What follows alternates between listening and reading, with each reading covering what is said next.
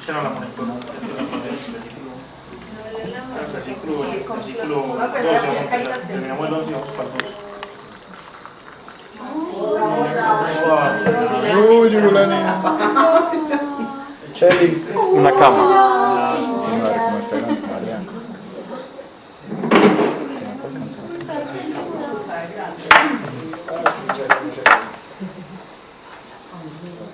Cualquiera. Ok.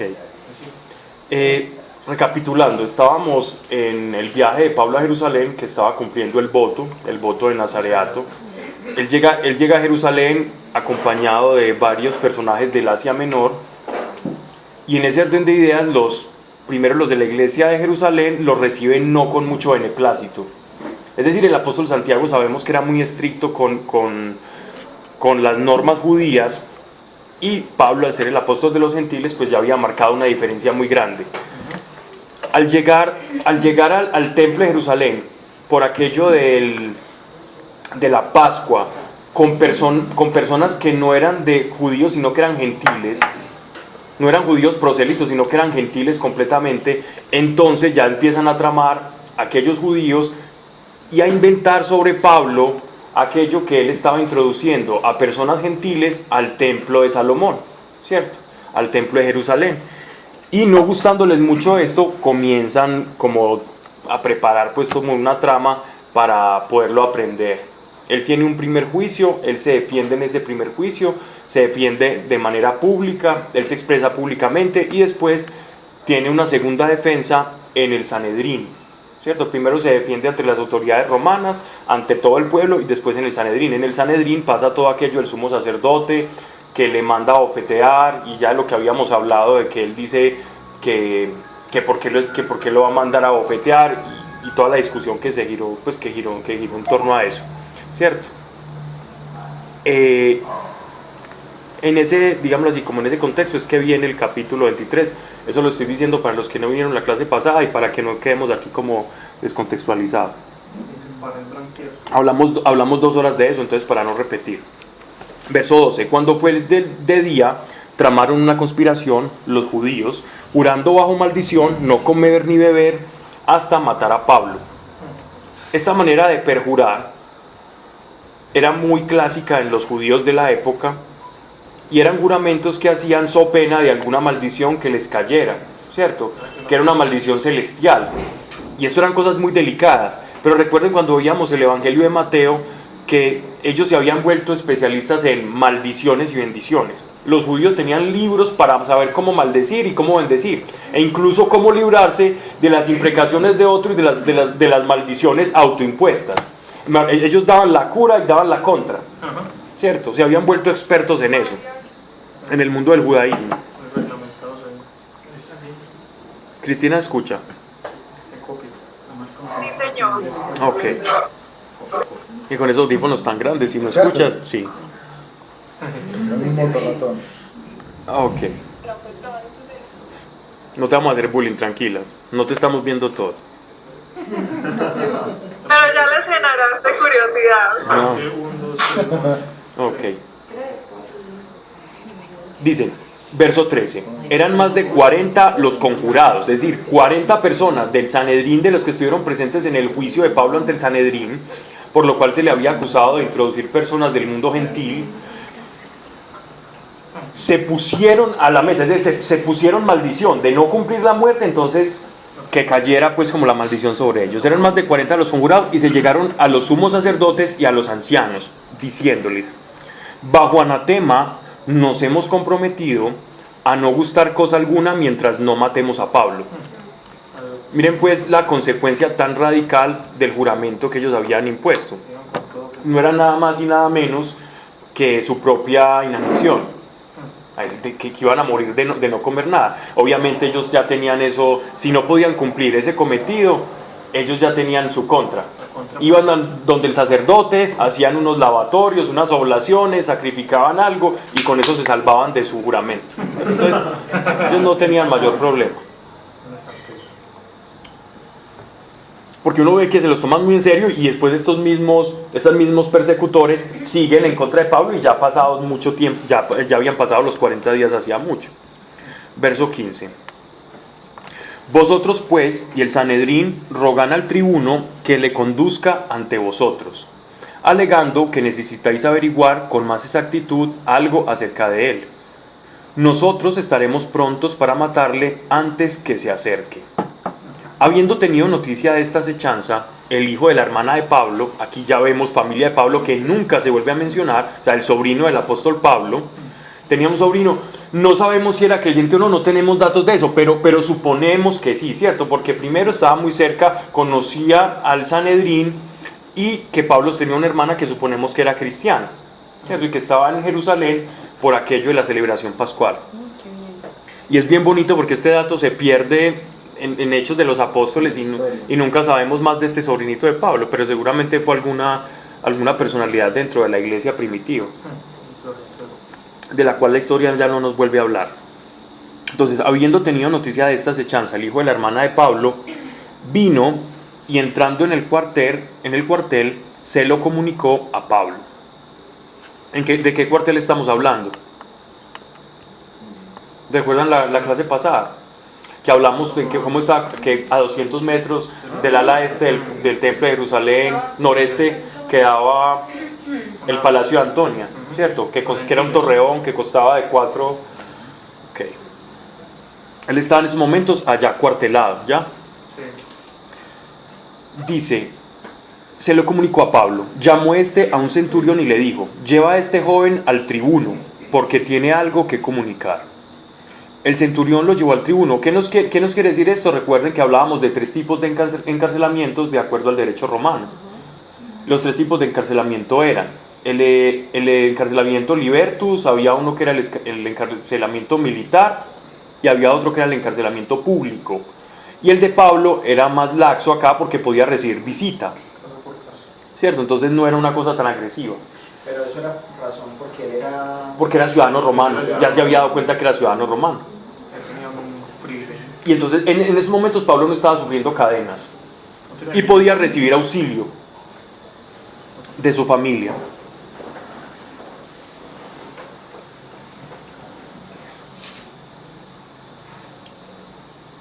El centurión lo llevó al tribuno y dijo a este, el preso Pablo me ha llamado y rogado que te trajera a este joven, que tiene algo que decirte. Tomándole el tribuno de la mano, se retiró y aparte le preguntó, ¿qué es lo que tienes que decirme? Y él contestó, que los judíos han concertado pedirte que mañana lleves a Pablo ante el Sanedrín, alegando que tiene que averiguar con más exactitud algo acerca de él. No les des crédito, porque se han conjurado contra él más de 40 hombres de entre ellos, y se han obligado bajo anatema a no comer ni beber hasta matarle, y ya están preparados, en espera de que les concedas lo que van a pedirte. El tribuno despidió al joven, encargándole que no dijese a nadie lo que hubiera dado a saber aquello. Que le hubiera dado a saber aquello. Entonces vemos acá una pronta respuesta de la gracia del Señor, que ya tenía muy claro el apóstol Pablo, de que él iba a terminar en Roma. Pablo ya tenía clarito que él no iba a terminar acá. Sin embargo, vemos las acechanzas del Sanedrín, que no contentos, digámoslo así, con el escarnio público al que habían sometido a Pablo, pues de alguna otra manera ya no solamente le querían hacer eso, sino poner trampa a este hombre que había llegado, que era nuevo. Recordemos que este tribuno era nuevo en la ciudad, entonces los hombres del Sanedrín, aprovechándose, digámoslo así, como la ingenuidad política que un novato está teniendo, y está seguramente cuando uno llega nuevo a alguna parte, uno se quiere congraciar con todo el mundo, ¿cierto? Entonces de esa manera, o empezar un cargo en una empresa, entonces eso es formalito con el del lado, con el del computador de aquí, con el de los tintos, con todo el mundo, como intentándose ganar como la aceptación, y de la misma manera le ocurrió a este personaje, pero en el Sanedrín querían aprovecharse de esto para saber que él les iba a soltar a este tipo, queriéndose congraciar con los judíos, pero no contaba con que este hombre les iba pues como a informar que lo querían matar.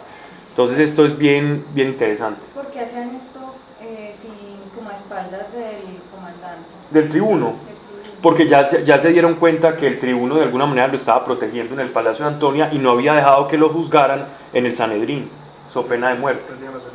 Y como ciudadano romano, él no podía permitir que un ciudadano romano muriera juzgado por una corte religiosa.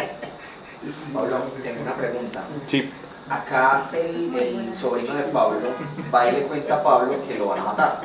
Pues que le están haciendo Sí, que hay- cuartel para matarlo. sí. Y él le dice al sobrino que vaya donde el de más jerarquía. El sobrino va donde Pablo y le cuenta. Y Pablo le dice, vaya donde el tribuno y cuéntele lo que me está contando a mí. Entonces le pide permiso al centurión, que es el que tiene el que es el custodio de Pablo. El centurión acompaña al sobrino de Pablo, habla con el tribuno y el tribuno le dice, no le cuente a nadie lo que usted me acaba de contar.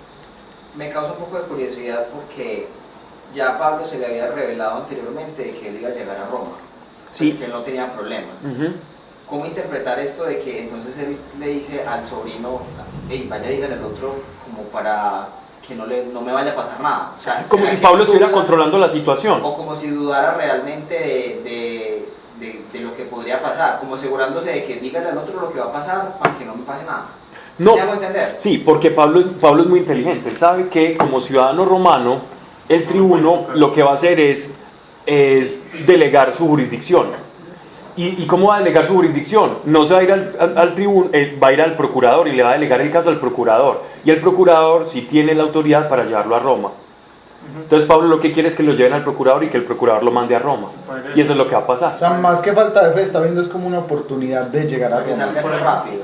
Está viendo la oportunidad de llegar a Roma aún bajo cadenas, pero llegar a Roma. Para el hecho el tribuno gana puntos ahí.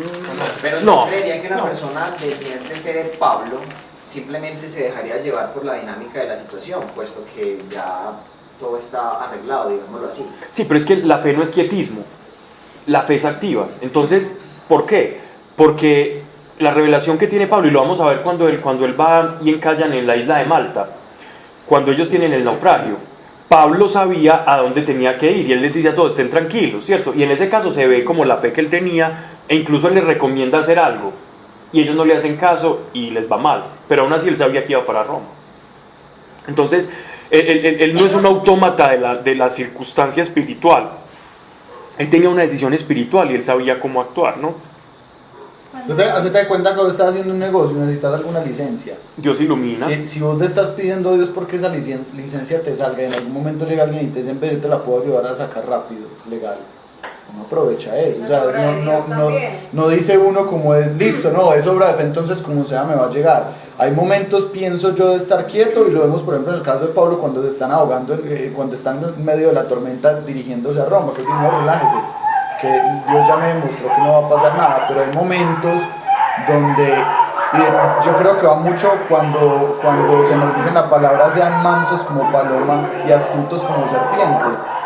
Y creo yo, ahí se ve la astucia de Pablo valiéndose de una oportunidad para tomarla y así logra llegar donde él espera llegar. Es que la astucia no es algo malo, la astucia...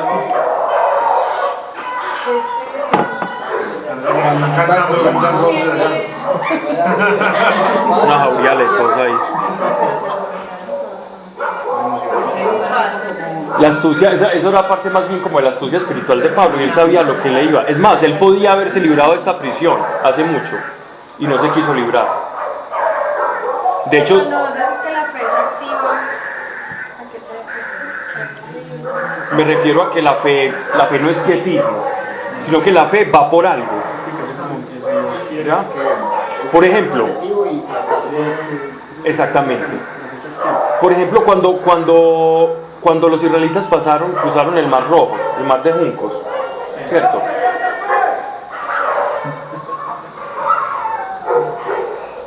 Cuando ellos cruzaron ese mar, ellos no podían, ay, nos vamos a quedar aquí quietos. Ellos sabían que el mar se les había abierto, pero si ellos no cruzaban, los carros del faraón les iban a dar alcance, ¿cierto? Entonces su fe, Dios les mostró lo sobrenatural, pero su fe los tenía que llevar a caminar hacia el frente, ¿cierto? O en el desierto.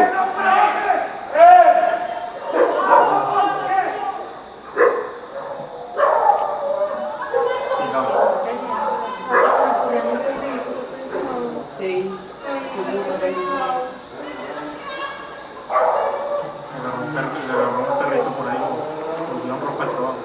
Pobre Facebook. Puede romperlo.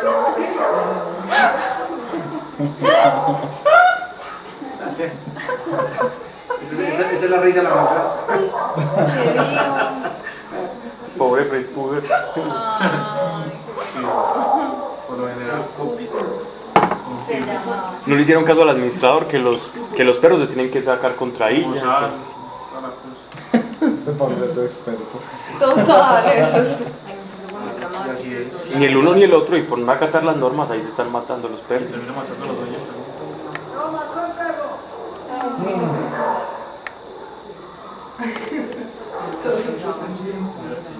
Bien.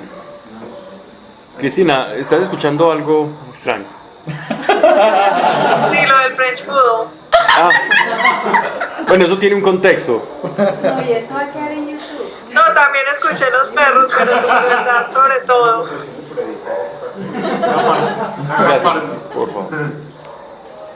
10 minutos de pelea. Que bajarle al bullying. Ok. ¿A quién soltó para cogerme a mí? ¿A quién soltaste para cogerme a mí? No sé, quizás al que se me hacía al lado izquierdo.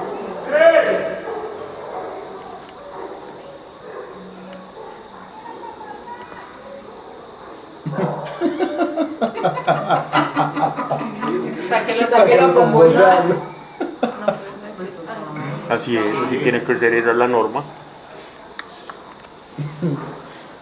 Ok. Verso 23.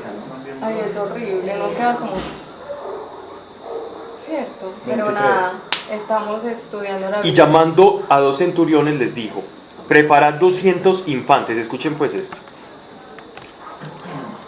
Preparad 200 infantes para que vayan hasta Cesarea, 70 jinetes y 200 lanceros para la tercera vigilia de la noche. Asimismo, preparad cabalgaduras a Pablo para que sea llevado en seguridad al procurador Félix. ¿Qué logró Pablo? Su camino a Roma.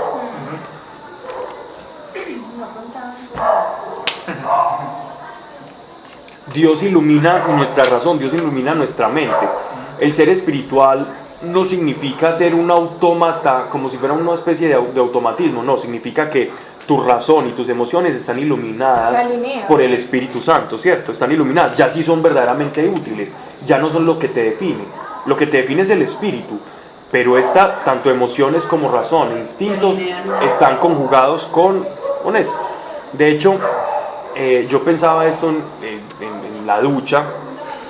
Yo decía, qué tan agradable como el agua puede ser tan deliciosa cuando uno está recibiendo una ducha de agua tibia y se siente tan bien, o cómo puede ser tan terrorífico uno estar ahogándose, ¿cierto? En medio del agua. Entonces el agua, cómo puede ser contraproducente o cómo puede ser algo tan bueno cuando uno lo canaliza. De la misma forma, las emociones y la razón, cuando están digámoslo así, como coordinadas con el espíritu, son completamente provechosas. Bueno. De la misma manera es el apóstol Pablo. Unas emociones caóticas, naufragadas, cuando uno está en ese mar de confusión, de dudas o emocionalmente inestable, eso es un caos. Pero cuando eso está alineado al espíritu, es una delicia. Yo pensaba eso esta semana, Pablo, que yo llevo como 3 años caminando con Dios y el último tiempo ha sido de mucho el espíritu dominando. Después del retiro he aprendido como a entregar para que el Espíritu Santo domine la carne, y me he dado cuenta que yo he sufrido por las emociones y los pensamientos, que Dios siempre ha tenido, o sea, que la vida con Dios es deliciosa, y cuando es dominada por el Espíritu uno disfruta hasta la más mínima cosa y es una vida muy tranquila. Entonces uno empieza a comprender que los sufrimientos en la vida vienen dados por esa carnalidad y por ese creyente almático, por no canalizar los pensamientos y las emociones. Exacto. Porque la circunstancia es la misma. Así es. Eso es. Precisamente, incluso la astucia de Pablo era eso, era producto de una razón iluminada por el Espíritu, ¿cierto? Entonces, la razón no es el problema es si ella te gobierna. Entonces, del procurador Félix tenemos datos interesantes de un hombre realmente existió, se habla mucho de él, se habla también, él estaba también nuevo en el área de Cesarea. Vamos a ver que él tenía unas amistades bien simpáticas como con los reyes cananeos, y esta persona tenía más facultades que el tribuno, tenía unas facultades especiales ante el derecho romano. Una cosa que llama la atención en esto que acabamos de leer en este pasaje, y es que le mandaron toda la tropa. Es decir, mire, estamos hablando de 200 infantes, ¿cierto? 70 jinetes y 200 lanceros, para que salieran a custodiar a Pablo como ciudadano romano. Una guardia tremenda. Pablo iba con toda una guardia pretoriana ya prácticamente a donde Félix. Estaban más o menos a un día de camino, ¿cierto? Y salieron en la noche, por aquello que había escuchado el tribuno de que iban a aprender al apóstol Pablo. Y escribió una carta del tenor siguiente, ¿cierto? Entonces el tribuno mandó a Pablo con toda su escolta hacia el procurador para que le juzgasen allí, y le escribió una carta para presentar la situación del apóstol Pablo. Muy del tenor de las reacciones romanas y legales de la época. Claudio Lisias al muy excelente procurador Félix. Claudio es el tribuno. Salud.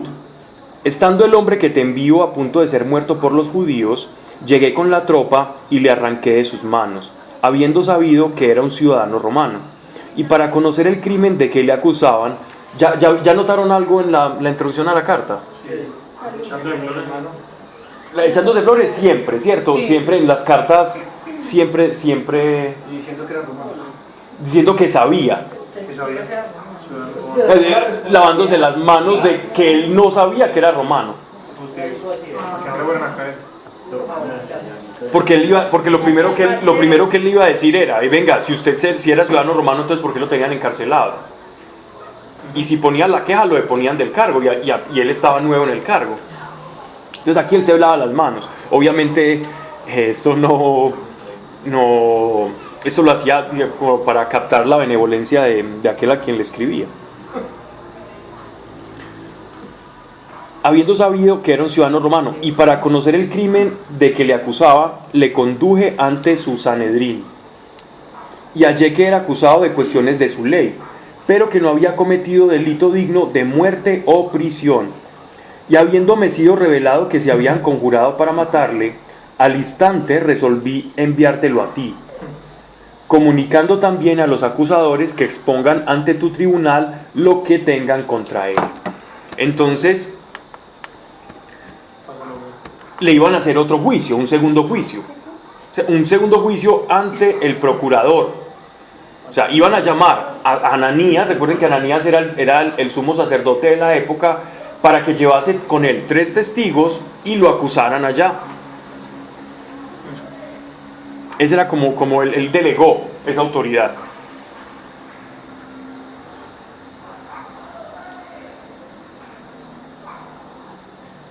Y habiéndome sido revelado que se habían conjurado para matarle, al instante resolví enviártelo a ti, comunicando también a los acusadores que expongan ante tu tribunal lo que tengan contra él. Pásalo bien. Verso 31. Los soldados, según la orden que se les había dado, tomaron a Pablo y de noche le llevaron hasta Antipatris. Y al día siguiente dejaron con él a los jinetes, se volvieron al cuartel.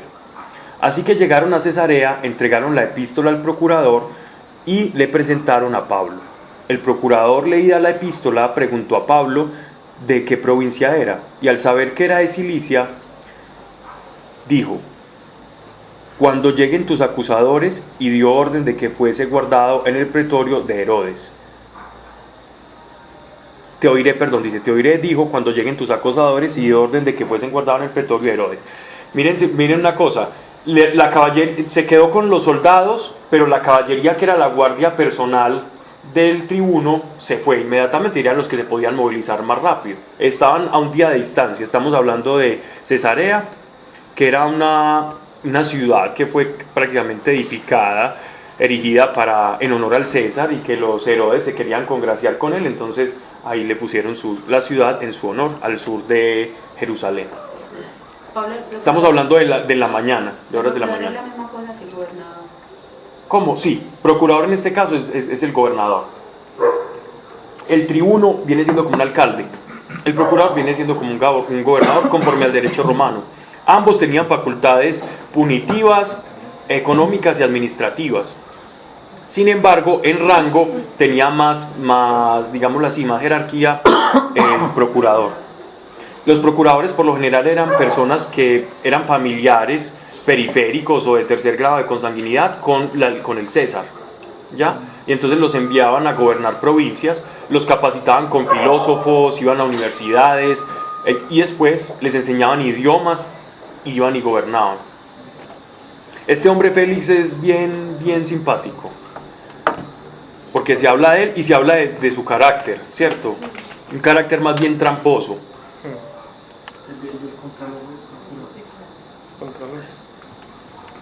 El procurador. No hablemos de historia de Félix para que avancemos. Hay muchas anécdotas de este tipo Félix, pues en la historia. 5 días después, bajó el sumo sacerdote Ananías con algunos ancianos. Miren pues, 5 días después. O sea, primero, recuerden que teníamos 40 días en los que ellos se habían dispuesto a ayunar para, si no lograban conseguir darle muerte a Pablo. Ya van 5 días de eso. Ananías con algunos ancianos y cierto orador llamado Tértulo. Este orador no sabemos quién es. Por su nombre, es un nombre latino. Este orador era un abogado, ¿cierto? Este era un abogado que conocía el derecho romano. La expresión es orador, es decir, cuando uno lee el griego es alguien como que sabe, pero por la manera en que habla es la introducción. Hay algunas traducciones que ya te hacen la conversión y te dicen que era un abogado, porque en realidad lo era. Por cómo hace la introducción, era un abogado que conocía el derecho romano. Posiblemente era una persona que estos tipos llegaron, le contaron la cosa, venga, le vamos a pagar tanto, tenemos este problema, y él va a ser como testigo del juicio de Pablo ante el procurador. Dice, Tértulo, los cuales presentaron de este hombre no sabemos históricamente nada, se desaparece en la historia. Los cuales presentaron al procurador la acusación contra Pablo. Citado este, comenzó Tértulo su alegato diciendo: gracias a ti, óptimo Félix, gozamos de mucha paz y por tu providencia se han hecho en esta nación convenientes reformas, que en todo y por todo hemos recibido de ti con suma gratitud. Una salamería impresionante, ¿no? Sí. Supremamente lisonjero ahí con el... Pilar dijo que se echó un baldado encima, echarle la clase encima. ¿Qué dijo? Es que yo lo abogado. Me manda por Ingurica, ¿no? A derecha y a izquierda. Sí, por eso. Laura también. Hermano aquí.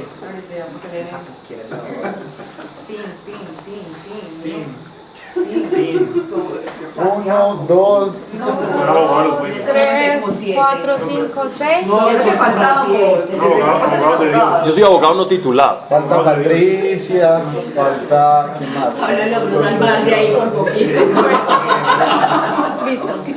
Ok. Dice que en todo y por todo hemos recibido de ti con suma gratitud. Estos se llaman los elogium.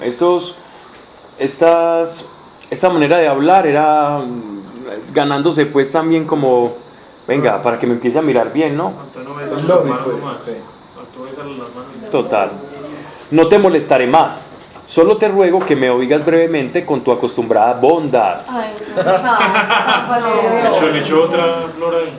Históricamente este Félix es una persona más bien disoluta, él incluso no lo querían en Roma. Habían escritos muy horribles sobre esta persona, de la manera en cómo manejaba las situaciones económicas, compraba conciencias, una persona de la que no tenemos muy buenos datos, ¿cierto? Félix, el que está hablando aquí de los apóstoles. Si les gusta leer ahorita les doy referencias para que lean acerca de él y historiadores que hablan sobre fragmentos, pues, no es que haya todo un libro sobre Félix. No te molestaré más, solo te ruego que me oigas brevemente con tu acostumbrada bondad. Pues bien, hemos hallado a este hombre una peste. Es peor que la peste. Que excita a sedición a todos los judíos del orbe y es el jefe de la secta de los nazarenos. La secta. La secta. La palabra clave aquí es la secta. Es decir, siguen siendo judíos, secta judía. No es otra religión, es Eso les secta decían judía. los nazarenos, pues, ni Ajá, siquiera la secta de cristianos. los nazarenos. De manera despectiva, porque de Nazaret hablaban de manera despectiva. Entonces era doblemente despectivo, secta y nazarenos. Solo que provenía de Nazaret. Exacto. Verso 6. Le prendimos cuando intentaba profanar el templo y quisimos juzgarle según nuestra ley. Profanar el templo por aquello de involucrar a gentiles que cruzando el atrio del templo de Jerusalén, cosa que no podía hacer ningún gentil. De eso se le acusaba, cosa que él no hizo. Pero llegó Lisias, el tribuno, con mucha fuerza y le arrebató de nuestras manos, mandando a los acusadores que se presentasen a ti. Puedes, si quieres, interrogarle tú mismo, y tú sabrás así por él de lo que usamos nosotros. Los judíos, por su parte, confirmaron lo dicho, declarando ser así, es decir, el orador y los dos testigos, conforme a ley. Verso 10. Pablo, una vez que el procurador le hizo señal de hablar, contestó: sabiendo que desde muchos años eres juez de este pueblo. Miren pues la manera en cómo introduce Pablo su locución, ¿cierto? Su defensa. Pablo, una vez que el procurador le hizo señal de hablar, contestó: sabiendo que desde muchos años eres juez de este pueblo, hablaré confiadamente en defensa mía. Puedes averiguar que solo hace 2 días que subí a Jerusalén para adorar, y que ni en el templo, ni en las sinagogas, ni en la ciudad me encontraron disputando con nadie o promoviendo tumultos en la turba, ni pueden presentarte pruebas de las cosas de que ahora me acusan. Este hombre era un conocedor del mundo judío, porque estaba nada más y nada menos que gobernando Cesarea, que era una parte, era la parte principal bajo las cuales se regía, digámoslo así, la provincia lo que ellos conocían como las Galileas. Verso 14. Te confieso que sirvo al Dios de mis padres con la plena fe en todas las cosas escritas en la ley y en los profetas. Está haciendo la defensa de su fariseísmo, ¿no? Según el camino que ellos llaman secta. Y con la esperanza en Dios que ellos mismos tienen de la resurrección de los justos y de los malos. Según esto, he procurado en todo tiempo tener una conciencia irreprensible para con Dios y para con los hombres. Después de muchos años he venido para traer limosnas desde mi nación y a presentar mis oblaciones. En esos días me encontraron purificando en el templo, no con turbas ni produciendo alborotos. Son algunos judíos de Asia a los que deberían hallarse aquí presentes para acusarme, si algo tienen contra mí. Y si no, que estos mismos digan que sí. Cuando comparecí ante el Sanedrín, hallaron delito alguno contra mí. Como no fuera esta mi declaración, que yo pronuncié en medio de ellos, por la resurrección de los muertos, soy juzgado hoy ante vosotros. Vean qué bonita la defensa que el apóstol Pablo hace como de su fe, ¿no?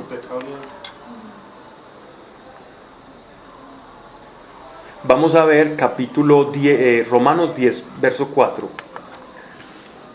Para, ¿quién lo quiere leer? Acá lo tengo, pero...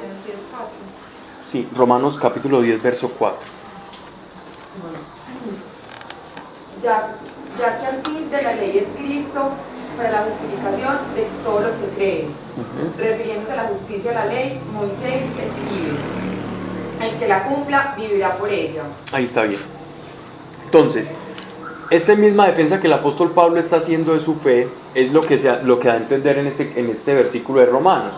Es decir, con el cumplimiento y la aceptación de la resurrección del Mesías, yo lo único que estoy haciendo al aceptar a Cristo es hacer y cumplir todo lo que se había dicho. Toda la esperanza de los judíos está en esta resurrección. Está en esa resurrección que yo pude presenciar. Por esa resurrección que está en la misma ley, que los mismos profetas daban, es que me están acusando a mí. Y me están llamando secta. Y él incluso dice de una manera como, y llaman secta a lo que es cumplir la ley de verdad. Entonces, cumpliendo la ley, me llaman que estoy siendo sectario. Y era todo lo contrario. Verso 22, sigue el juicio. Félix, que sabía bien a lo que se refiere a este camino, es decir, Félix ya conocía cristianos que seguramente vivían en Cesarea y con los cuales no había tenido ningún conflicto ni ningún problema. Era un hombre conocedor de las turbas y de los problemas y las divisiones que tenían dentro del judaísmo, ¿ya? Y de los problemas religiosos. Él incluso se vio muy tentado Félix, de lo que tenemos de la historia, él se veía muy tentado porque él tenía sangre también judía. Él era romano, pero tenía sangre judía, entonces él siempre se vio muy tentado a todos los asuntos del judaísmo, entonces por eso era un conocedor, y Pablo sabía eso. Pablo sabía que él era un conocedor de asuntos judíos. Félix, que sabía bien lo que se refiere a este camino, difirió la causa diciendo: cuando venga el tribuno Licias, decidiré vuestra causa. Mandó al centurión que le guardase, dejándole cierta libertad y permitiendo que los suyos le asistiesen. Obviamente, sabiendo que eran ciudadanos romanos, le estaba dando la categoría de la que ya habíamos hablado. Verso 24. Pasados algunos días vino Félix con su mujer Drusila, que era judía. Anoten nombres de las hijas. Drusila. Tenía esposa judía, ya sabía lo que eran los judíos. ¿Por qué se casaban con judíos? Para ganarse el favor del pueblo.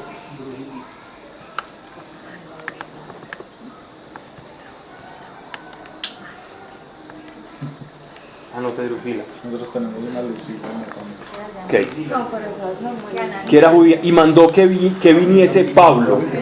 Escuchen esto. Y mandó que viniese Pablo y le escuchó acerca de la fe en Cristo.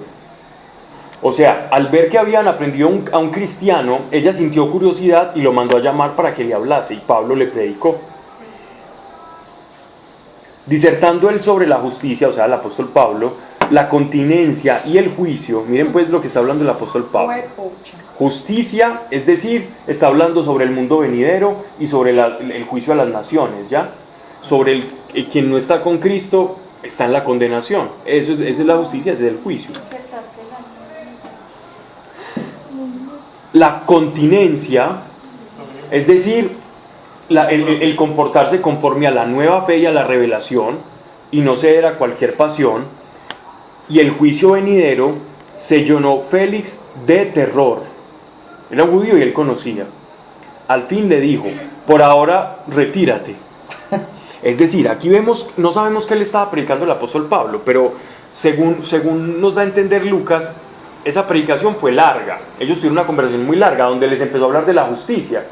Primero, ¿cómo le habló de la justicia? Jesús es la justicia, el evangelio es la justicia de Dios que ellos estaban esperando. ¿Qué es justicia? Recuerden cuando veíamos Mateo. ¿Recuerdan? Que uno puede ver en hebreo la palabra justicia. Cada vez que leamos la palabra justicia en el Nuevo Testamento podemos poner justicia igual voluntad de Dios. La justicia es la voluntad de Dios. Toda justicia es voluntad de Dios. Justicia es diferente a juicio. El que hace la voluntad de Dios. En este caso, exactamente. ¿Quién es justo? El que hace la voluntad de Dios. Entonces él comenzó a predicarle seguramente de cómo llegó Jesús, de cómo resucitó y todo, y ellos estaban súper emocionados. Pero cuando les empieza a hablar del juicio y de la continencia, entonces ya, dejémoslo así para después. Porque ya demandaba de ellos un compromiso. Y eso le pasa a muchas personas. Cuando estamos hablando de cosas sobrenaturales o contamos nuestro testimonio, pues puede llamar mucho la atención y la gente quiere, yo quiero eso, yo también quiero experimentar eso, y yo necesito paz y yo no tengo paz, entonces yo quiero experimentar eso. Pero cuando te das cuenta del compromiso que tienes que tener con esa nueva naturaleza que el Señor te está ofreciendo, muchos declinan. Porque es que el llamamiento que nosotros tenemos exige un compromiso, exige representar al que nos llamó. Si bien no somos perfectos, y vaciarnos. sí, claro, la muerte, y eso exige un compromiso de estar llevando a la cruz. Entonces ahí ya se nos descorazonaron esta pareja que estaba muy interesada en el evangelio. Esto es lo mismo que aquel caso del hombre. ¿Pero por qué? Porque por falta de... Por las exigencias que demandaba el reino de Dios. Cuando vieron justicia, eso porque ellos ya sabían. Por eso quería introducir un poco la vida disoluta de Félix, porque es que Félix llevaba una vida de tramas políticas, él embaucó a un sobrino, eso pasaron muchas cosas. Desde Roma los historiadores hablan de cómo era y cómo gobernaba. Entonces él sabía que con esa forma de vivir versus lo que le estaba predicando el apóstol Pablo, que exigía la nueva naturaleza, imagínense cómo se sintió. Aquello mismo se asemeja a la parábola, al pasaje en el que que el joven rico se le acerca a Jesús y le dice, yo cumplo todos los mandamientos, yo honro a padre y madre, yo amo al Señor, yo hago todas estas cosas. Eso decía hacer. Y si nuestro Señor le dijo, ven y sígueme, era porque efectivamente ese hombre cumplía esas leyes. Pero cuando le da la condición, deja todo y sígueme, el hombre se va muy aburrido, el joven. Y dice, porque era rico. Porque tenía mucha riqueza. Claro, no le gustó. Entonces, entre comillas, no cumplió el primer mandamiento, que era amar al Señor Sobre con todo. toda su mente, con todo su corazón. Y prefirió las cosas que al Señor. Este prefirió seguir como vivir a renunciar a eso y recibir al Señor. Es exactamente lo mismo.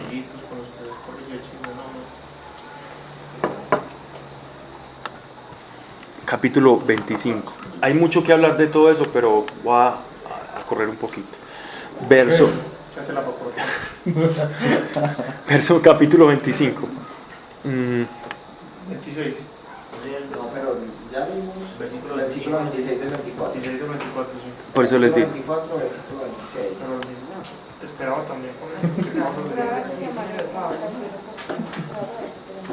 no nos llames, sino nos llames. Entre tanto, esperando que Pablo le diese dinero, mire, entre tanto, esperando que Pablo le diese dinero, le hizo llamar muchas veces y conversaba con él. Transcurridos 2 años, Félix tuvo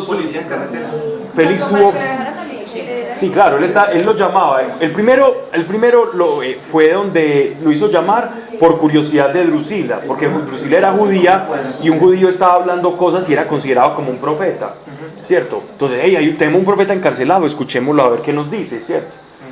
Para recibir premio de profeta. Entonces, fueron y le escucharon. Cuando les empezó a decir, como dice un profeta, mire, Dios quiere esto con ustedes, pero tienen que renunciar a esto. No, chao, no, hablamos después. Entonces ya después lo siguió llamando, no para que le hablara del reino venidero, sino como pretexto para hacer tiempo y que él le pagara. Pero ¿y él sí podía Para hacer soltarlo. eso? Un gobernante corrupto podía hacer eso corrupto, claro. Un alcalde puede robar o no puede Pero eso es robar. parecido a lo que le pasó también como en el caso de Herodes con Juan el Bautista, ¿no? No, pero el de Juan el Que lo escuchaba Bautista. todo, que podemos ya para le digo, no te es lícito tener esa mujer. Sí, claro.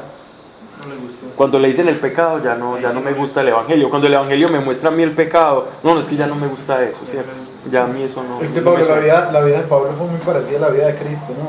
Sí, la de Muchas todos los cosas, apóstoles. Pero sobre todo la de, incluso hasta en el juicio, porque es mover de una mano a la otra, y de otra mano Sí, a la sí. otra, de otra mano a la otra, hasta que... Sí. Pero la de Pedro también, la de todo. Lo que pasa es que de Pablo tenemos más datos. Sí. Sí, pero todos tenían que vivir igual que el maestro. Ningún discípulo. ¿Por qué Pablo? ¿Por qué ahora más datos Porque la de semilla Pablo? tiene que morir para dar fruto. No, que porque habrá más datos de Pablo. Por Lucas. Lucas, ¿no vieron que casi todo el Sí. libro viajó con él? Muy Y juicioso. pues que él decía, y estábamos Y es muy simple, porque el evangelio le iba a llegar, los judíos ya tienen la ley, los judíos pueden reconocer al Mesías a través de la ley. Los que no conocíamos la ley, es decir, el mundo gentil, Los gentiles. recuerden cómo empezamos a hablar de este libro. Oh excelentísimo Teófilo. Teófilo era una persona que era un gentil, no era un judío. Entonces, Hechos de los Apóstoles fue escrito para personas que no vivían en el mundo del judaísmo, personas como nosotros. Entonces, la vida de Pablo es el apóstol de los gentiles. Todos nosotros, ¿qué somos? Por eso tenemos la vida del apóstol Pablo, porque es el apóstol que nos iba a predicar la gracia, que no hubiéramos comprendido sin que el apóstol nos hubiera hecho esa traducción de la ley versus gracia que está en la carta de los Gálatas, por ejemplo, o toda la exposición que hacen Romanos, sobre el creyente que es espiritual, sobre el que se cree espiritual, sobre cómo los hay del Espíritu Santo que clama dentro de nosotros, sobre la condición y la caída de la naturaleza del hombre en los primeros capítulos. O sea, porque el público objetivo son los gentiles. Exactamente. Súper. De hecho, mira que el Evangelio de Lucas también es un evangelio para que los gentiles lo leamos. El de Mateo, si uno lo lee, uno lo entiende ya, pero tiene puras claves judías. Un judío lee el Evangelio de Mateo y comprende la posición, pero el de Lucas es para una persona como nosotros. Por eso el de Lucas nunca lo enseñamos acá, ¿cierto?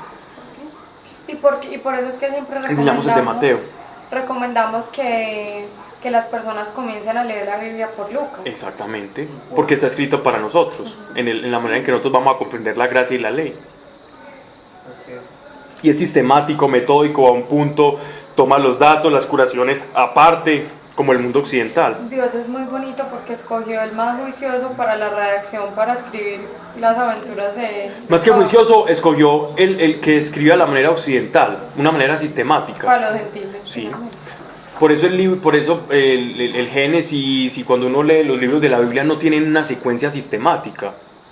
Entonces uno dice, ¿por qué en Primera de Reyes si uno lee Crónicas y parece que esto que uno lee después va y encaja acá? Porque los semitas tienen una manera muy diferente de redactar y de expresar. En cambio el griego, los helenistas y los occidentales son completamente sistemáticos. 1, 2 y 3, entonces él da los datos históricos de Félix y dice, era gobernante de dónde y encallaron en este lugar y aquí pasó esto, muy detallado, muy observado.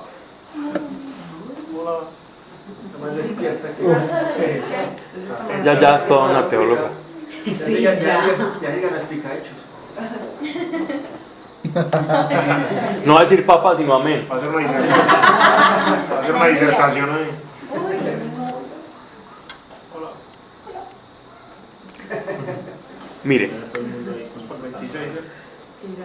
Entonces miren esto. Entonces este hombre quería liberar a Pablo porque él sabía que él como juez, estos tribunos y estos procuradores eran jueces, él tranquilamente podía decir, de acuerdo al derecho romano, no veo que haya aquí una causa legítima para acusarlo, simplemente eso es un conflicto religioso, es un ciudadano romano, queda libre, pero él estaba esperando era recibir dinero. ¿Puede absolver así? Sí, claro, porque es que no había ninguna contravención contra el derecho romano. El derecho, en ninguna pasaje del derecho romano, de las leyes romanas decía, si usted mete gente al templo de Jerusalén, entonces lo vamos a condenar. Y menos un ciudadano romano, entonces ya estaba libre. Y el apóstol Pablo sabía que estaba libre. Sí, claro. Ellos tenían jurisdicción militar, económica y legal. Pues, ellos eran el todero, pues.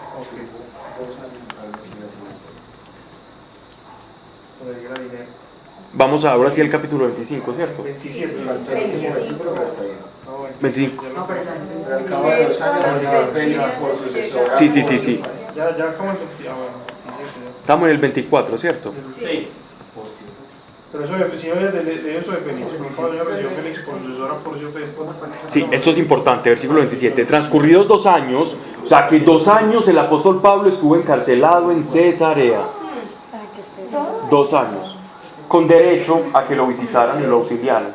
Y con ciertas salidas periódicas con un centurión romano que lo custodiaba. Tenemos ahí la cuenta de qué número en qué encarcelamiento va. Ya sufrió muchos encarcelamientos. Pablo veía que lo dejaban salir. Él podía visitar a su familia y visitar y que lo auxiliaran, pero iba como una especie iba acompañado de un centurión, porque él era ciudadano romano, tenía ese derecho. Y porque todavía no se había dado juicio, se había hecho unos juicios, pero no se había dado un veredicto.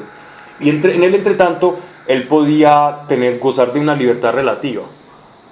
Y esa libertad relativa consistía en que podía recibir visitas diario y podía, digámoslo así, salir de vez en cuando a alguna casa custodiado y volver otra vez recluido y dormir en una especie, en este lugar en el que estamos hablando era como una especie de mansión, una mansión con una plazuela donde habían unos calabozos, ¿cierto? Eran unos calabozos, pero no eran mazmorras, en las que estaba el apóstol Pablo. Que hizo 2 años ahí. 2 años encarcelado, predicando y le llevaban gente, ya no sabemos, ya es especular.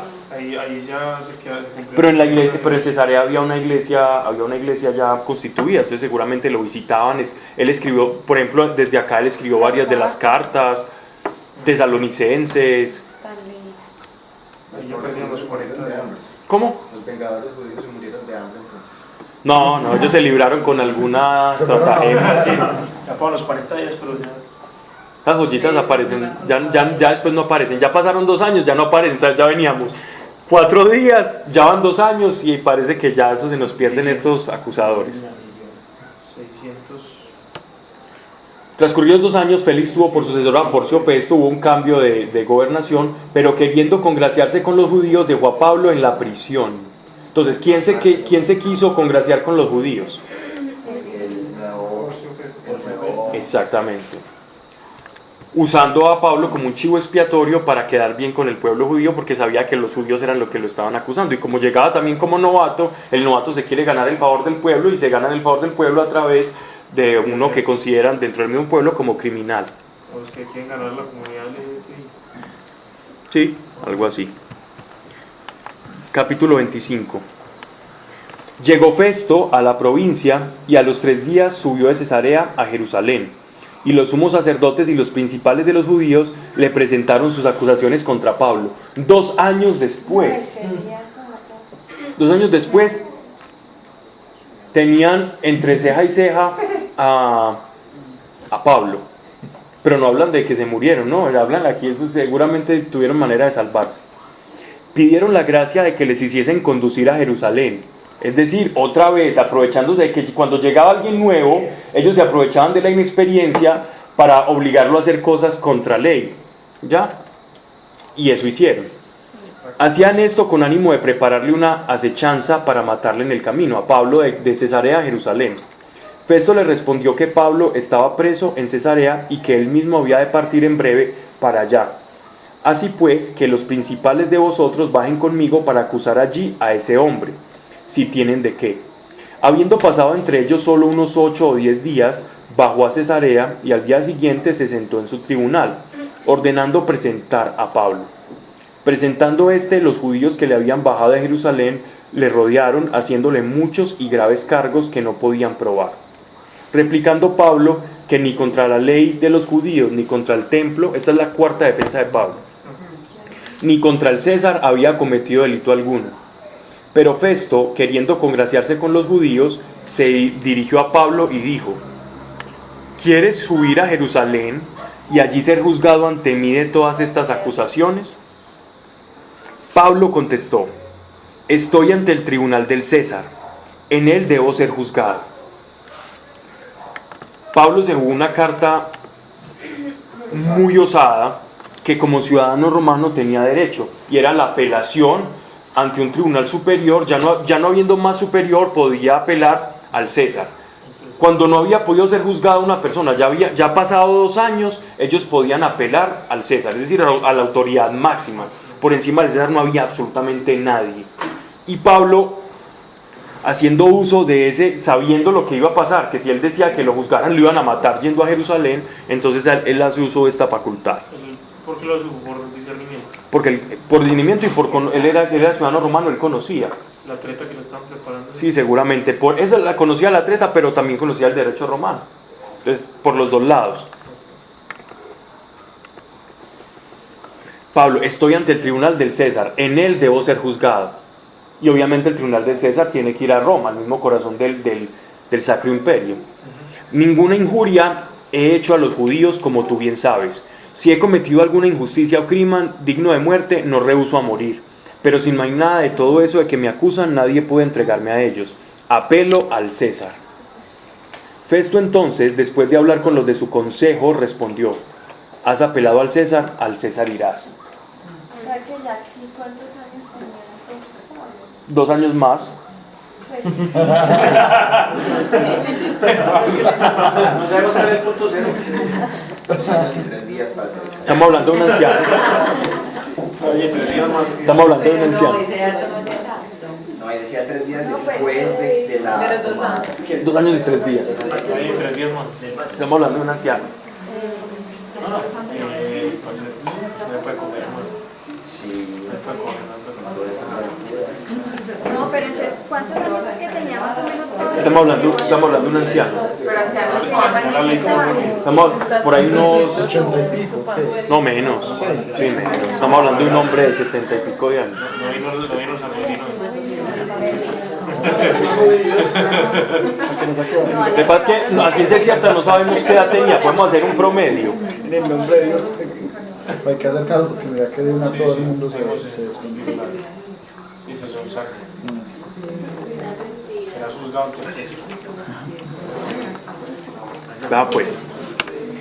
Entonces Pablo apela al César, como él tenía esa facultad, y por otro lado, él tenía un consejo. Este otro Porcio Festo tenía un consejo, él no sabía qué hacer, era neófito, seguro le arroja una mirada a ellos como, ¿qué hago? Mira, este está apelando al César, y ellos le dicen, tiene derecho a hacerlo. Tiene derecho a hacerlo, y en el derecho romano las cosas son muy serias. Entonces, Señor, no hay nada que hacer, déjelo acá en Cesarea y no lo envía a Jerusalén, y ahí se quedó. Verso 13. Transcurridos algunos días, el rey Agripa y Berenice. ¿Quién es este rey Agripa? Va a ser el último rey que va a tener Israel. Y Berenice era su mujer, que por cierto la había conseguido de una manera inapropiada, ¿Cómo? que era la esposa de un hermano. Se la sacó. No, pero pues súper inapropiado. El rey Agripa y Berenice llegaron a Cesarea para saludar a Festo. O sea, ellos iban de parte de la realeza de Israel, ¿cierto? De los reyes de Israel, ponen un nuevo gobernador, entonces era costumbre que las personas que estaban reinando le llevaran regalos, salutaciones, tuvieran reuniones, se ofrecieran a ayudarle en lo que más, el lobby político pues de la época. Agripa y Berenice llegaron a Cesarea para saludar a Festo. Habiendo pasado allí varios días, dio cuenta Festo al rey del asunto de Pablo, diciendo: hay aquí un hombre que fue dejado preso por Félix, al cual cuando yo estuve en Jerusalén acusaron los sumos sacerdotes y los ancianos de los judíos pidiendo su condena. Yo les contesté que no es costumbre de los romanos entregar a un hombre cualquiera sin que al acusado en presencia de los acusadores se le dé un lugar para defenderse de la acusación. Habiendo pues venido ellos aquí a mí, luego al día siguiente, sentado en el tribunal, ordené traer al hombre ese. Presentes los acusadores, ningún crimen adujeron de los que yo sospechaba, solo cuestiones sobre su propia religión y de cierto Jesús muerto, de quien Pablo asegura que vive. Es decir, él pensó que en verdad era un sedicioso como aquel egipcio del que habíamos hablado en la clase anterior. Y eso sí era supremamente delicado y peligroso, pero en este caso veo que eran solamente cosas judías. Vacilando yo sobre el modo de inquirir sobre semejantes cuestiones, le dije que si quería ir a Jerusalén y ser allí juzgado. Pero Pablo interpuso apelación para que su causa fuese reservada al conocimiento de Augusto, y así ordené que se le guardase hasta que pueda remitirlo al César. Dijo Agripa a Festo: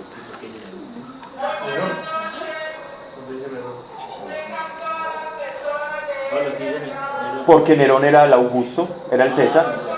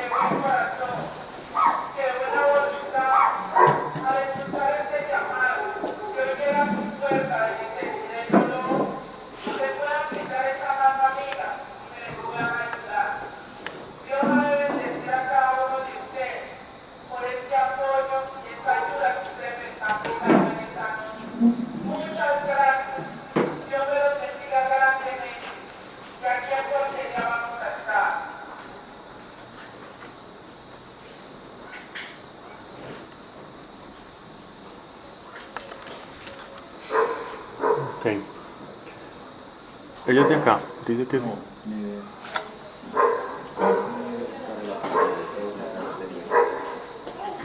No se alcanza a ver por el palo de mango.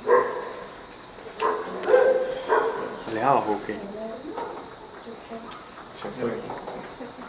Aleja abajo, sí.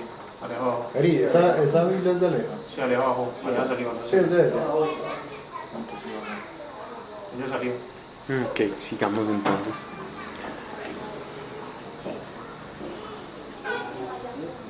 Complicado, ¿cierto? Sí. ¿Cómo dijo que se llamaba la niña, Juliana? Juliana. Vamos a orar por Juliana.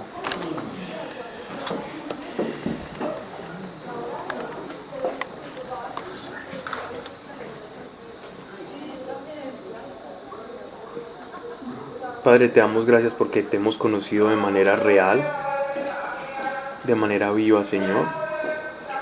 Hoy te pedimos por esta niña, Señor, que escuchamos que se encuentra en esta situación. Padre, en el nombre de Cristo Jesús y bajo la autoridad de tu Espíritu Santo, hoy declaramos, Señor, que todo riñón, que todo problema físico que pueda tener en cualquiera de sus órganos, Señor, que le impiden estabilizarse de acuerdo a como estaba antes, Señor, de sufrir esta puñalada. En el nombre de Cristo Jesús, hoy desatamos una sanidad sobrenatural y extendemos tu sanidad y tu llaga de hace 2016 años. Esa llaga en la cruz la extendemos a Juliana hoy. Y sorprenda a los médicos, Padre, y sorprenda a su familia. En el nombre de Cristo Jesús, que más que la caridad humana, Señor, tú eres un Dios que sana. Y eres un Dios justo, Señor. Padre, gracias. Te damos y te damos gracias por la sanidad. En el nombre de Cristo Jesús. Amén. Y la mamá tiene cáncer de mama. En el nombre de Cristo Jesús maldecimos de raíz cualquier célula cancerígena o célula que se esté reproduciendo de una manera anómala, Padre, en el nombre de Cristo Jesús. Hoy maldigo de raíz cualquier célula, Señor, que se quiera expandir y reproducir. En el nombre de Cristo Jesús, cáncer, te secas ahora. En el nombre de Jesucristo y bajo la autoridad de tu Espíritu Santo, se hace así, Señor, y gracias te doy por tu amor y por tu respaldo, Señor.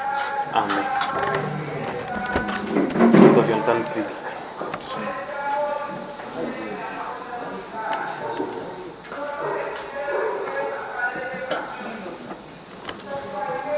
Nosotros en estos momentos de estos 2 años que Pablo pasó encarcelado, estamos hablando del año 60 después de Cristo, ¿cierto? En el año 66 es que viene la famosa revuelta de los judíos y en el año 70 la destrucción del templo por Tito, ¿cierto? Estamos hablando de año 60, o sea que les queda 6 añitos a los judíos para experimentar la Calamidad. Pero más terrorífica que habían experimentado en su historia. La calamidad, es decir, la cosa más impresionante cuando les destruyen el templo y los sitian en Jerusalén y les prenden fuego, incendian todo. Muere también este Herodes Agripa, fue el último de los Herodes, muere en la revuelta de los judíos. Tito acaba con todo. Eso lo hacen los romanos. Los romanos. En ese momento está Nerón, ¿cierto? En ese momento está Nerón. Nerón era amigo de este rey Agripa. Incluso en honor a Nerón él le construye unos monumentos y eso, pero él era mitad judío, entonces tenía ahí como su ambivalencia entre el mundo judío y el mundo romano. Bienvenida. porque llegó tarde. Por caridad. Bien. Dice, pues estamos aquí a 6 años, a Pablo se va de Jerusalén 6 años antes de que ocurra la gran catástrofe. Y sabemos que la iglesia que estaba en Jerusalén no sufrió esa calamidad, ese sitio, por una profecía que ellos habían recibido, que eso ya hemos hablado ya muchas veces, ¿cierto? Habiendo pasado allí varios días, dio cuenta Festo al rey del asunto de Pablo. Esto ya lo había leído. 23, ¿cierto? Ok. Digo cierto como si supiera. Al otro día llegaron Agripa y Berenice con gran pompa, y entrando en la audiencia con los tribunos y personajes conspicuos de la ciudad, ordenó Festo que Pablo fuera conducido. Es decir, Festo, lo que hace Festo es llevar a la mansión de Herodes Agripa, le lleva a Pablo, ¿ya? Para que les contara todo, porque ellos lo querían conocer, lo querían ver, ellos ya habían escuchado del apóstol Pablo. Y dijo Festo: Rey Agripa y todos los que estáis presentes, he aquí a este hombre contra quien toda la muchedumbre de los judíos en Jerusalén y a quien me estaban gritando que no es digno de vida. Pero yo no he hallado en él nada que le haga reo de muerte, y habiendo él apelado al César, he resuelto enviarle a él, del cual nada cierto tengo que escribir al Señor. Por esto le he mandado conducir ante vosotros, especialmente ante ti, Rey Agripa, a fin de que con esta inquisición tenga yo que poder escribir. Es decir, como este hombre no tenía, el Porcio Festo no tenía tanto conocimiento del mundo judío porque era nuevo en estos asuntos, va donde, aprovechando esa comunicación que tuvo con el rey Agripa, le dice: mire, usted que sabe cosas judías, dígame por qué rayos es que los judíos lo quieren matar, porque yo no entiendo nada. Y a eso lo llevó, y ese es el motivo de esta carta. Porque me parece fuera de razón enviar a un preso y no informar acerca de las acusaciones que sobre él pesan. Él tenía que mandar lo que se llama ese elogium, ese discurso preliminar al César para decirle: mire, yo le estoy llevando a este tipo que le va a hacer gastar un tiempo de su vida y no sé por qué se lo estoy llevando. Entonces, usted que es conocedor de los judíos, escúchelo y después escríbame por qué es que lo quieren matar, para yo poderlo llevar al César y no hacer enojar al César por un asunto que sea una cuestión que podamos arreglar aquí y definir aquí. Bien. Capítulo 26, ¿cierto? No, pero 27, falta el 27. Porque me parece fuera de razón enviar un preso sin informar. Eso. Sí. No era yo que tenga yo que escribir. Ok. Capítulo 26, verso 1. Dijo Agripa a Pablo: se te permite hablar en tu defensa. Entonces Pablo, tendiendo la mano, comenzó así su defensa, quinta defensa del apóstol Pablo. Pero son brutales. Entonces, amén. Verso 2. Por dichoso me tengo, Rey Agripa, de poder defenderme hoy ante ti de todas las acusaciones de los judíos, sobre todo porque tú conoces todas las costumbres de los judíos y sus controversias. Él estaba más tranquilo de poderle explicar. Te pido pues que me escuches con paciencia, lo que ha sido mi vida desde la juventud, como desde el principio he vivido en medio de mi pueblo, en Jerusalén mismo, lo saben todos los judíos. Esta defensa va a ser un poco más larga. No, pues ahí dijo que iba a contar su vida prácticamente. De mucho tiempo atrás me conocen y pueden, si quieren, dar testimonio de que he vivido como fariseo, según la secta más estrecha de nuestra religión. Al presente estoy sometido al juicio por la esperanza en las promesas hechas por Dios a nuestros padres, cuyo cumplimiento nuestras 12 tribus, sirviendo continuamente a Dios día y noche, esperan alcanzar. Pues por esta esperanza, oh rey, solo soy yo acusado por los judíos. ¿Tenéis por increíble que Dios resucite a los muertos? Yo me creí en el deber de hacer mucho contra el nombre de Jesús Nazareno, y lo hice en Jerusalén, donde encarcelé a muchos santos. Con poder para ello tenía de los sumos sacerdotes, y cuando eran muertos yo daba mi voto. Muchas veces por todas las sinagogas los obligaba a blasfemar a fuerza de castigos, y loco de furor contra ellos les perseguí hasta en las ciudades extrañas. Estas ciudades extrañas son unas ciudades que eran llamadas ciudades de refugio, ¿cierto? En las que ciertas personas que cometían ciertos crímenes inconscientemente, por ejemplo, yo sin culpa le maté el buey al amigo, entonces yo me podía esconder en una ciudad de refugio y él no podía tener como represalias contra mí. Pablo, una pregunta ahí, pero eso era cuando estaban los jueces, Sí. pero ya en Israel todavía, en ese momento todavía existían jueces. Existía la misma legislación de ciudades de refugio, ¿cierto? Pero no existían jueces, existía un rey que era un rey que no era legítimo y estaban bajo la autoridad romana, o sea que no había y en el templo no estaba el arca de la alianza. O sea, después de que salieron los jueces de Israel, llegó el rey era el que juzgaba ya a los que iban a hacer Sí, pero después con el cautiverio de los babilonios, después de los medo-persas, después de los griegos y después de los romanos, ya ellos no pudieron hacer nada. Ya ellos estaban sometidos a otra autoridad, pero seguían legislando y juzgando de acuerdo a sus propias leyes, siempre y cuando no interfirieran con el digamos así, como el derecho romano, con el babilonio o con los asirios. ¿Quién legislaba y no sé qué? Acabas de decir que seguían legislando y juzgando. Serían legislando. El Sanedrín. Y entonces era El rey no, porque el rey era considerado ilegítimo. Al rey lo utilizaban como una especie de figura. Desde la victoria de los macabeos, los reyes que empezaron a gobernar Israel eran reyes ilegítimos porque no eran israelitas de nacimiento. O sea, que quién determinaba quién y cuándo y por qué iba a la cárcel. Cuando eran cuestiones religiosas o por ley, el Sanedrín, ¿cierto? Cuando era el rey también podía hacer lo mismo, entonces a veces se confrontaban autoridades religiosas y legales, ¿cierto? Y cuando estaban ese tipo de confrontaciones, casi siempre ganaba la autoridad, digámoslo así, el rey, porque tenía poder militar y porque estaban amangualados con los romanos, ¿cierto? ¿Sí me hago entender? Es decir, había un problema de ingobernabilidad en Israel.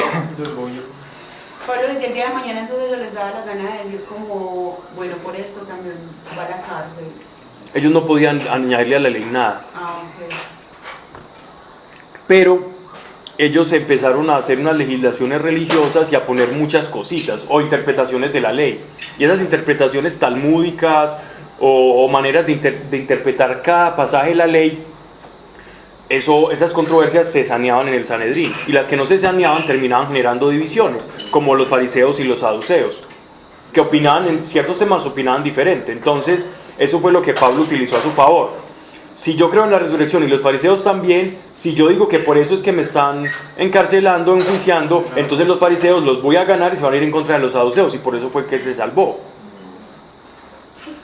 Entonces era una cosa impresionante de división sobre la división. ¿Qué pasó? Están sorprendidos porque estoy tomando agua caliente.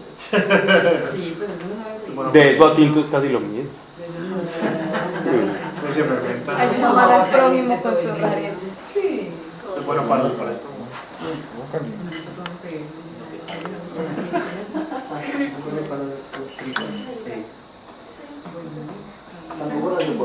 Sigamos con la defensa de Pablo. Ocupado en esto, digo yo. Miren, para esto mismo iba yo dice, todas las sinagogas obligadas a blasfemar a fuerza de castigos, y loco de furor contra ellos les perseguía hasta las ciudades extrañas. Para esto mismo iba yo a Damasco con poder y autorización de los sumos sacerdotes, y al mediodía, oh rey, vi en el camino una luz del cielo, más brillante que el sol, que me envolvía a mí y a los que me acompañaban. Caídos todos a tierra, oí una voz que me decía en lengua hebrea, y él lo aclara. Esta lengua hebrea de la que él usa acá, esta traducción que tengo acá no es correcta. La expresión acá es arameo. Aquí la expresión, no sé si en las Biblias de ustedes dice arameo. ¿Cómo? ¿Por qué? Porque era el idioma de la época en el que hablaba nuestro Señor. La Reina Valera dice que Pero, porque hay varias partes donde se presenta eso, pero, por ejemplo, la vez pasada que había sido ante el Sanedrín, si mal no estoy, que él había hablado, pero luego más adelante decía que se sorprendieron porque de hecho lo habían escuchado hablando en hebreo. Fue por el tiempo en el que Lucas redactó Hechos de los Apóstoles. Se vino a escribir por allá por el año 90. Sí. Y estamos hablando del año 60. ¿90 qué? Después. Sí. Es uno de los últimos libros que se escribió. Entonces, él ya con toda esa conciencia labra, entonces a veces pone hebreo o arameo, pero hebreo simplemente, en este tiempo el hebreo, como no existían los masoretas, Sí. la gente no hablaba en hebreo. Aquí la gente no hablaba en hebreo. Conocían el hebreo, pero como el sacerdote conoce el latín, por estudio. Cuando llegan los masoretas, es cuando ya el hebreo se vuelve el coloquial de Israel, ¿cierto? Pero antes de los masoretas era el arameo, era el idioma nativo, ¿cierto? Entonces a veces se habla indistintamente, no sé si en algunas traducciones dice hebreo o arameo. dice hebreo. Quedémonos con hebreo. Con C. censo aquí en el San Ok. Sebastián. Saulo. Dice, decían en lengua hebrea. Lo que pasa es que cuando uno lee ya los papiros y los originales, Hablan ahí, de arameo. sí. Exactamente. Saulo, Saulo, ¿por qué me persigues? Duro te es dar coces contra el aguijón. ¿Qué es cosas?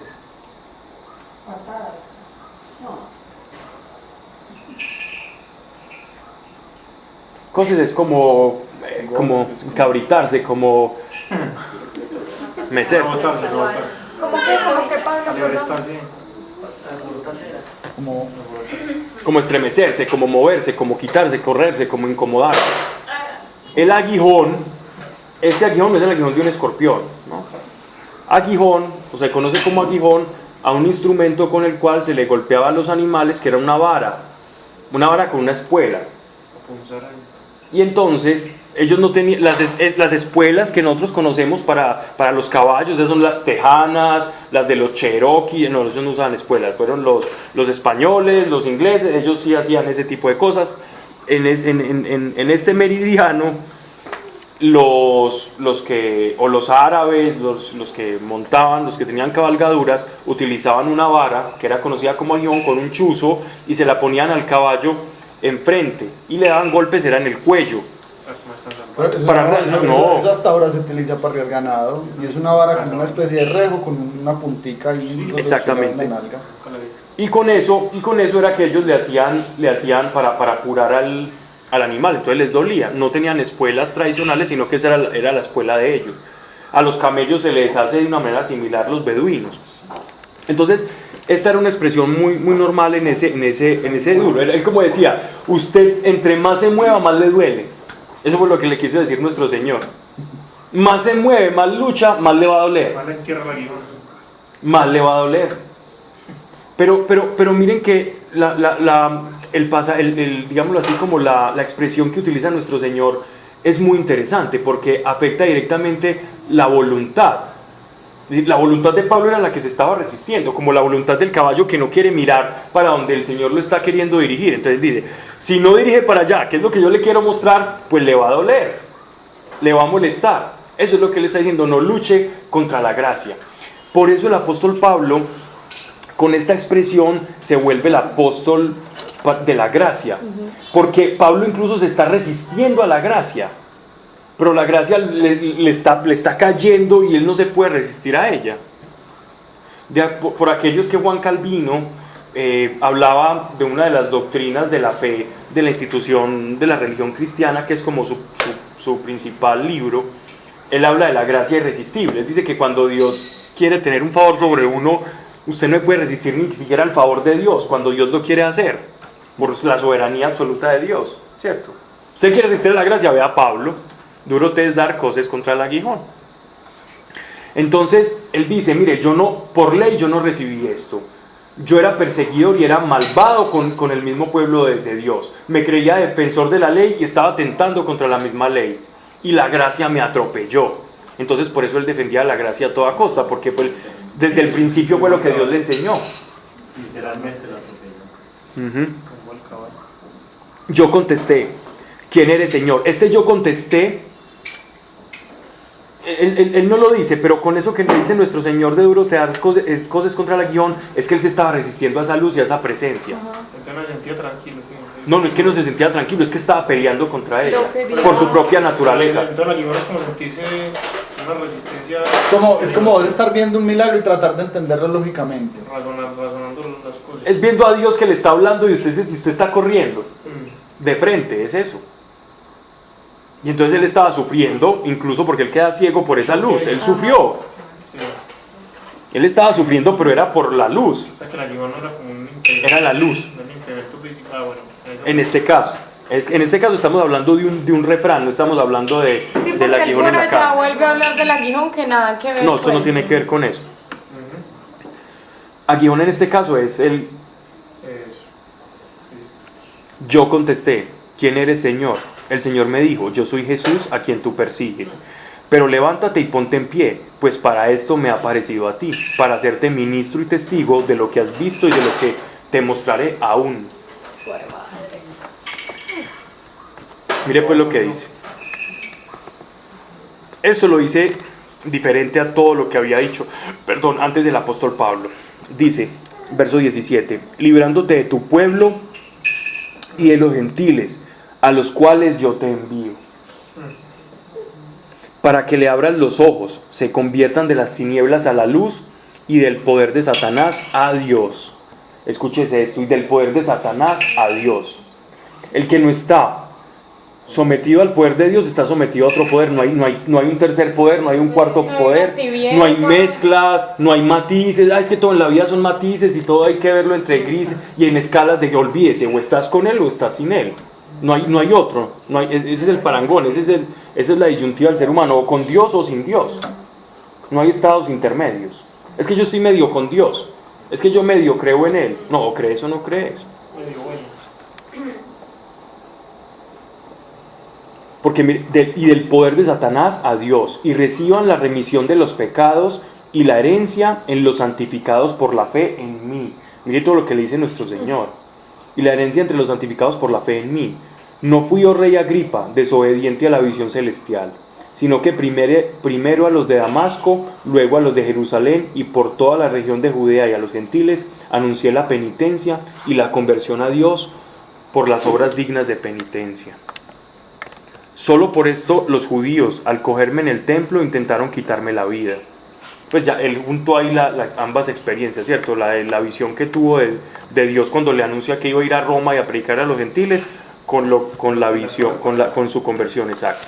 Solo por eso los judíos, al cogerme en el templo, intentaron quitarme la vida.